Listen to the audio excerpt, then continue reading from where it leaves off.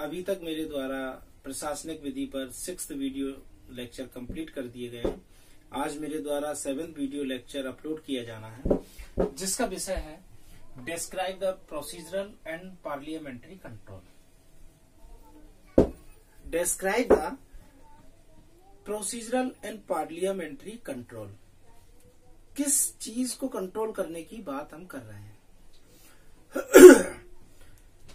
हम अभी just before video lecture, इसके पहले का जो वीडियो लेक्चर था उसमें मैंने प्रत्यायोजित विधान के बारे में बात कही थी। मैंने ये बताया था कि डेलीगेटेड लेजिस्लेचर क्या है, प्रत्यायोजित विधान किसे कहते हैं। तो ध्यान रहे विद्यार्थियों, कोई भी कार्य अगर हम करते हैं तो उस पर कुछ लिमिटेशंस होना अत्यंत आवश्यक है, सीमाएं होना अत्यंत आवश्यक है। जिस तरह घर में बच्चे से लेकर बड़े तक सभी अपनी अपनी सीमाओं में, अपनी अपनी हदों में रहते हैं, ठीक उसी तरह से प्रत्येक डिपार्टमेंट में प्रत्येक अधिकारी और प्रत्येक विभाग भी अपनी सीमाओं में रहता है। फिर वो चाहे लेजिस्लेचर हो, चाहे एग्जीक्यूटिव हो या जुडिशियली हो। हालांकि जुडिशियल पावर के बारे में तो हम ऐसा नहीं बोल सकते, क्योंकि पहले ही उसके बारे में बोल रखा है इंडिपेंडेंस जुडिशियरी। जुडिशियरी स्वतंत्र है, अपनी सीमाओं से भी कभी कभी वो परे कार्य कर जाती है, उसके बाद भी हम उस पर अंकुश नहीं लगा सकते हैं, क्योंकि भाग्य की विडंबना है, उनका कार्य ऐसा है कि कभी कभी अपने स्वविवेक से फैसला लेना होता है। ऐसी स्थिति में जाहिर सी बात है कि कभी कभी हम अपनी सीमाओं से आगे बढ़ जाते हैं। यहां मैंने कुछ हेडिंग्स लिख रखी हैं। नंबर फर्स्ट, प्रोसीजरल कंट्रोल, प्रकृतियात्मक नियंत्रण। कंपोनेंट ऑफ इट्स, यानी प्रक्रियात्मक नियंत्रण के कंपोनेंट्स क्या होंगे वो मैंने यहां बताए हैं। फर्स्ट, कंसल्टेशन यानी कि सहमति लेना। सेकंड, पब्लिसिटी, सूचना, पब्लिकेशन यानी उसका प्रकाशन करना। Third, parliamentary control. Parliamentary control को निम्न बिंदुओं में समझेंगे। नंबर 1, प्रोसीडिंग, प्रस्तुतिकरण, लेइंग और स्क्रूटनी, जांच। 3 बिंदुओं में से समझेंगे। सबसे पहले हम समझते हैं first point, procedural control. Procedural control से क्या तात्पर्य है? किसे कहते हैं? प्रक्रियात्मक नियंत्रण। प्रक्रियात्मक नियंत्रण को समझने के लिए पहले हम प्रक्रिया को समझें। ध्यान रहे विद्यार्थियों, जब भी किसी विषय पर कोई कानून बनना होता है तो कानून बनाती है विधायिका या विधानमंडल। यहां हम प्रत्यायोजित विधान की बात कर रहे हैं, तो ऐसा कानून बनाने की जिम्मेदारी जिस व्यक्ति, निकाय या संस्था को दी गई हो, वह व्यक्ति, निकाय या संस्था कानून बनाएगा। बात क्लियर। लेकिन कानून बनने के बाद एक दूसरी स्टेप आती है, एग्जीक्यूटिव पावर, कार्यपालिका। कार्यपालिका उसे लागू करेगी। तो लागू करने और कानून बनने के बीच की जो स्थिति होती है वो होती है प्रक्रिया। यानी कि कानून बन गया, अब कार्यपालिका लागू करने वाली है, लेकिन लागू करेगी किसी प्रक्रिया के तहत। तो प्रक्रिया क्या होगी? ठीक वही चीज हम यहां दूसरे तरीके से समझ रहे हैं कि अगर प्रत्यायोजित विधान की व्यवस्था की गई है और अगर विधान का या किसी कानून का प्रत्यायोजन किया जाता है तो प्रक्रियात्मक नियंत्रण क्या होगा? किस तरीके से उसकी प्रक्रिया अपनाई जाएगी? प्रक्रिया में कोई हेर फेर किया जाएगा क्या? यस।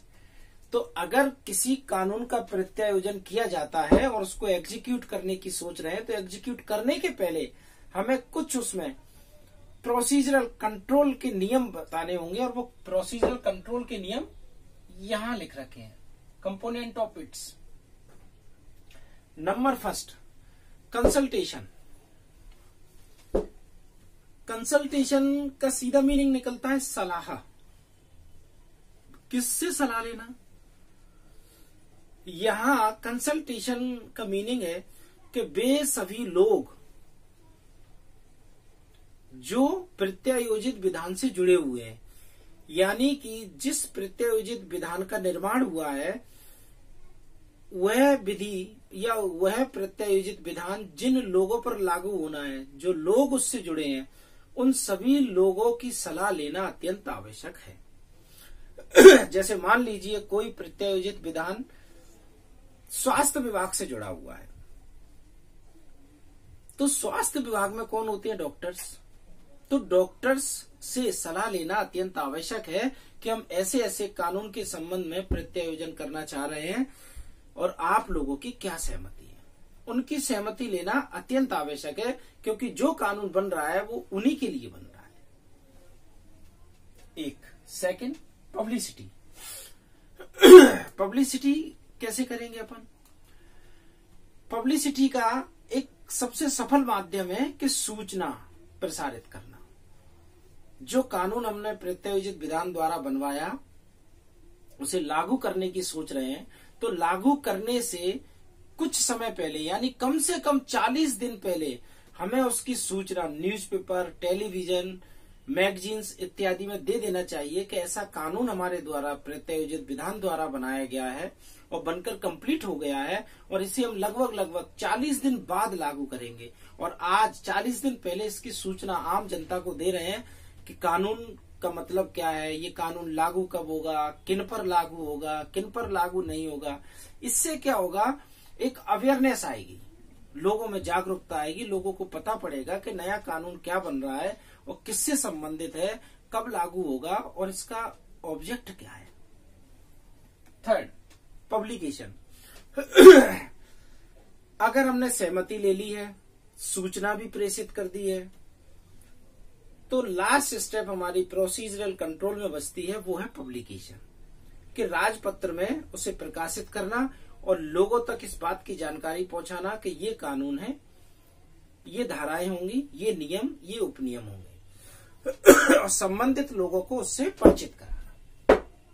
थर्ड, पार्लियामेंट्री कंट्रोल, संसदीय नियंत्रण। संसदीय नियंत्रण को यहाँ 3 भागों में बांटा है, प्रोसीडिंग, लेइंग और स्क्रूटनी।